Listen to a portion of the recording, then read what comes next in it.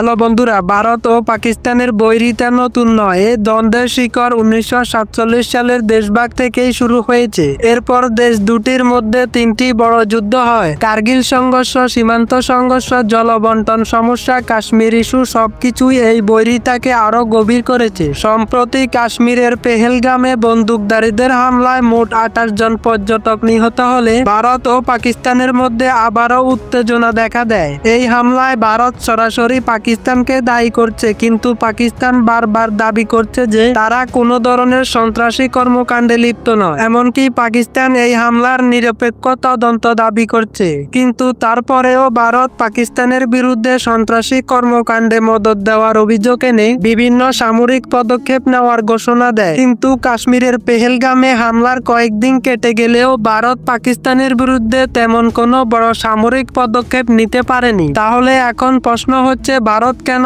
পাকিস্তানকে আক্রমণ করতে ভয় পায়? এই প্রশ্নের উত্তর জানতে ভিডিওটি শেষ পর্যন্ত দেখুন। ভারতের সেনা বিশ্বের তৃতীয় বৃহত্তম সেনাবাহিনী হলেও এক ভয়ঙ্কর বাস্তবতা আছে। কারণ ভারতের সেনার অনেক যন্ত্রপাতি 1970 থেকে 80 দশকের পুরনো। ভারতের যুদ্ধ বিমান স্কোয়াড্রনের অর্ধেকেই MiG-21 মতো পুরনো। ট্যাঙ্ক আর কামানের আধুনিকরণ চলছে ধীরগতিতে। ড্রোন, স্যাটেলাইট, সাইবার যুদ্ধ এসব ক্ষেত্রে ভারত, চীন বা আমেরিকার ধারে কাছেও নেই। শুধু তাই নয়, ভারতের সেনাবাহিনীর 3টি শাখা স্থল, নৌ, বিমান এখনো একসাথে সম্পূর্ণ সমন্বয়ে কাজ করে না। অনেকে প্রশ্ন করেন, কাশ্মীরে হামলা হলে ভারত পাল্টা হামলা করে না কেন? কারণ একটাই, যুদ্ধ মানেই কেবল পাকিস্তান না, ভারতকে চীনকেও মোকাবেলা করতে হবে। যদি ভারত পাকিস্তানে বড় ধরনের হামলা চালায়, তখন চীন একসাথে সীমান্তে চাপ তৈরি করবে। ফলে ভারতের সেনাবাহিনীকে দুই দিক থেকে যুদ্ধ করতে হবে। পশ্চিমে পাকিস্তান, উত্তরে চীন। এই দুই ফ্রন্ট যুদ্ধ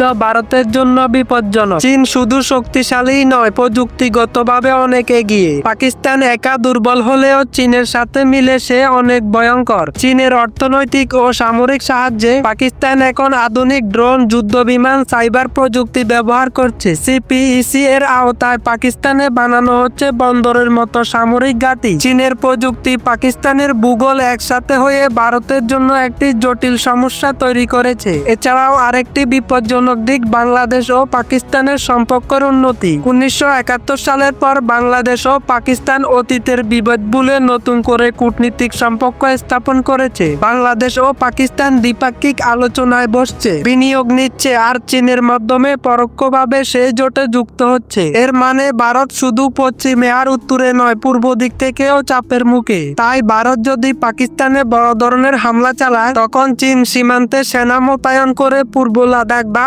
অরুণাচলে নতুন সমস্যা তৈরি করবে। যুক্তরাষ্ট্র, যুক্তরাজ্য, ইউরোপীয় ইউনিয়ন সহ পশ্চিমা দেশগুলো ভারতের উপর কূটনীতিক চাপ বাড়াবে। ভারতীয় অর্থনীতি ধাক্কা খাবে, কারণ যুদ্ধ মানে বিপুল ব্যয় ও বিনিয়োগে ধস। এমনকি রাজনৈতিকভাবে বিশ্বমঞ্চে ভারত কোণঠাসা হতে পারে। এই জন্যই ভারত বারবার আত্মরক্ষা বা সার্জিক্যাল স্ট্রাইকের ভাষা ব্যবহার করে, কিন্তু যুদ্ধে যেতে ভয় পায়। তো বন্ধুরা, ভিডিওটি ভালো লাগলে লাইক দিন, শেয়ার করুন এবং এই ধরনের ভিডিও পেতে চ্যানেলটিতে একটি ভালোবাসা দিয়ে রাখুন।